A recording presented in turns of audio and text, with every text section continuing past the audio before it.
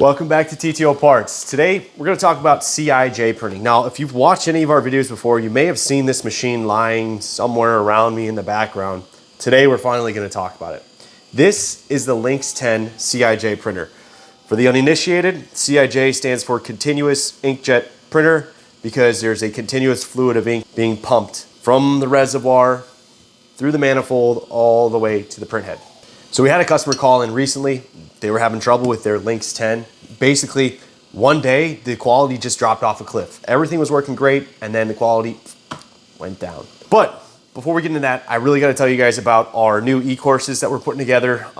So what we've done is we're kind of taking everything we know and putting them into a format that is digestible, quick 5-10 minute lessons. We're starting with TTO printers, so not this guy. That would be, the VideoJet 6530, the Linx TT1000, even the old school models, the 6420s, etc. If you're interested in this class, please drop, I'm gonna leave a link down below. It's gonna be for our mailing list. It's not coming out yet, set to come out soon. So you can join the mailing list. We're gonna give away a couple free copies in the beginning, so be the first one to join. Now, before we get into this printer and what the phone call was about with our customer and what the resolution was, I kind of want to talk about CIJ printers in general. And that's the beautiful thing about these printers is if you've worked on one, you've kind of worked on all of them. Now, what do I mean by that? Obviously, things are different, but the skeleton of the system is all the same. Right? You have ink, you have makeup, they mix together, that gets pumped to the head. At the head, you have a nozzle that has an opening, spits out some stuff, spits out some ink. You got some deflector plates that can push the ink droplets a certain way. There's a gutter, and it gets returned back to the reservoir. Once you understand that, you understand all CIJ broadly. First part of the system is your ink and your makeup. So the ink is typically colored. This machine only runs black ink, but there are other inkjet machines out there that run yellow, white, blue, red, you name it. And then you have your solvent. The solvent is combined with the ink to keep a viscous fluid. Without the solvent, the ink would dry inside the lines, which would be a real big problem. So you need to have a balance of solvent and ink. Now, the ink is generally a specific formula for what you're printing on. So some inks are better at printing on flexible packaging, where some might be better at printing on cans. Again, it comes down to colors as well. They make a difference too. So these are kind of substrate specific, and then the solvent generally goes with the ink. So pop this up real fast. So it just got a lot louder. But what I want to show you inside here is how this one's loaded. So you have your ink cartridge, makeup, and then what we would call the reservoir, or what gets called the module, or what gets called the mixing tank. It's essentially where the two fluids mix and start the process together. Now, when it comes to the ink system, I'm kind of going to refer to this base as the ink system. So you saw the reservoir. After the reservoir, we have a pump. And this pump's job is to pump the fluid to the head. After you get out of the ink system, we need to talk about the printhead. The printhead is responsible for forming your drops, creating your droplets, forming them, and getting them sent onto your substrate. So he's beeping at me right now. You might have heard that because I'm going to take this head off. And I want to be able to show you what's going on. There's a nozzle up here, real small nozzle that our jet has to pass through. Now, before it passes through that nozzle, there's a process called modulation.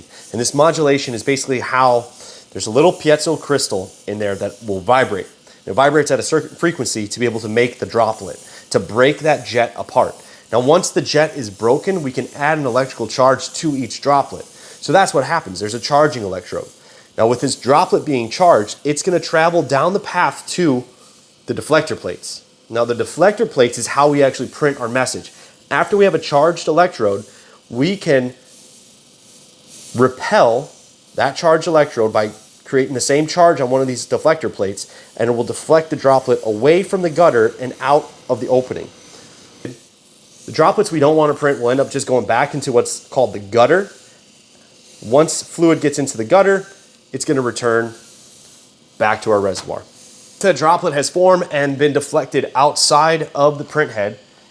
It should land on the substrate or what you're printing on. This is where the selection of ink becomes critical, because I've seen inks do different things, right? Obviously, if you need a color, you have to have your color, but even if you're using black, I've seen on different substrates, what I would call a bleeding factor. I don't know what the right word is for it, but basically the ink will hit it and kind of disperse instead of staying in a nice crisp line. Now, ideally, this ink should dry instantly. It should not bleed like that, but again, it comes down to whatever is on the material you're printing on can cause problems, right? I've seen applications where there might have been some moisture on the surface of what we're printing on, and that has given us issues. Some static electricity also has played a part in like one application. They were using basically film. So think like TTO printers or like potato chips, like a bag of film that's got to go get formed and filled later on, but they'll pull it through while it's still film, and the inkjet printer will sit on top and just put a little Best Buy coat on it. As the film's unwinding, there's some static in there, and it can affect, right, because that has a charge, and then the droplets themselves are charged. It can affect the print quality. Things to look out for. Now, when it comes to maintenance of these units, like you know, these can be the devil. There's no other way to put it. If everything runs properly, you're good to go, and what you're looking at is basically once a week, if not daily, you're taking your little spray bottle. You're taking this little spray bottle, and you're cleaning the print head from the nozzle all the way down to the gutter. So when you're done for the day, you're taking this with makeup or your solvent, and you're spraying up there, just cleaning any ink off. And the reason we're doing that is because we want to make sure nothing dries on the outside, because that ink exposed to air will dry.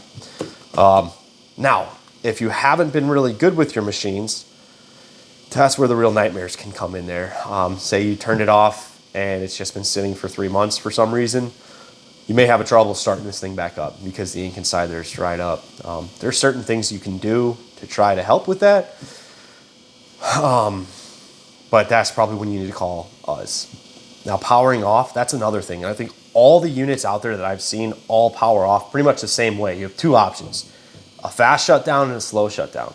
Fast shutdown is useful if you're planning on taking a 5-minute break, or you're dealing with some type of misalignment with your nozzle and your gutter. It'll stop the pump, stopping the jet, and now our ink is basically stopping from flow. The downside of this type of shutoff is you've got ink and solvent inside your lines. And if it's if it's a long time, you run the risk of drying out inside your unit. So you have the longer shutdown process, and that process typically will run, it'll finish the ink, shut that off, and then it'll run solvent through the print head. It'll run solvent through the lines, through the print head, and clean everything out. So the solvent will go, through the nozzle, into the gutter, and try to just clean everything out to make sure nothing dries up in there. So if I missed anything walking through the basics of a CIJ printer, which I may have, because I know you guys probably have a lot more experience than I do, go ahead and drop a comment below. Let me know how much of an idiot I am. If there's anything you know that may be extremely different from what I said, I would love to know that too. This is what our print would look like if everything was perfect. So we have to assume that's what the customer was seeing. But they called me and said they weren't seeing that, and sent some pictures. I'll throw them on the screen now. They were seeing nightmare. So whenever I get this, obviously it would be so much easier if I had the unit in front of me, but I didn't. They were a few states away. So we diagnosed it over the phone. So the first step that I always go to whenever I have print quality problems is I want to look at the viscosity. Now there's a range. So there's an ideal target for viscosity. And if you're within 5–10% of that range, higher or lower, you're generally okay. But when you do get outside that realm, prints do weird things. So we took a look at that, and that was fine. We've got good viscosity.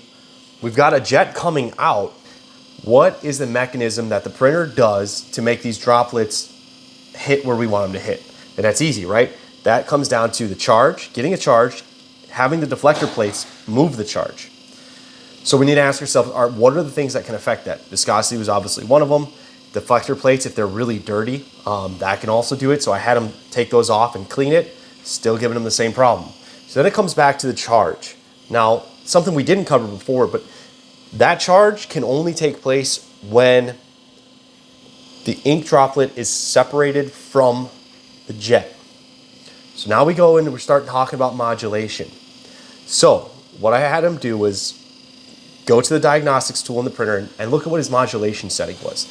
And unfortunately, the modulation setting wasn't close to where it should have been. All right, so what I've done to show you what was going on with our customer, was I went in here to the modulation setting and I changed it away from the ideal target to show you what that print quality would look like.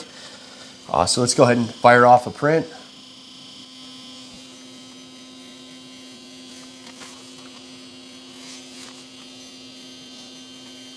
So you can see there's a drastic difference in quality. I'll show you this. So you can notice we're missing the top of the print. It's just not good. All we had to do over the phone was dial in this modulation value. I don't know how it got far away. I think maybe one of his guys was messing around with it, but we dialed that back in and the print quality was great. Thank you for sticking around. I hope you got some useful information out of this. If you did, please give us a thumbs up. Don't forget to like. Don't forget to subscribe. Appreciate you. Ciao.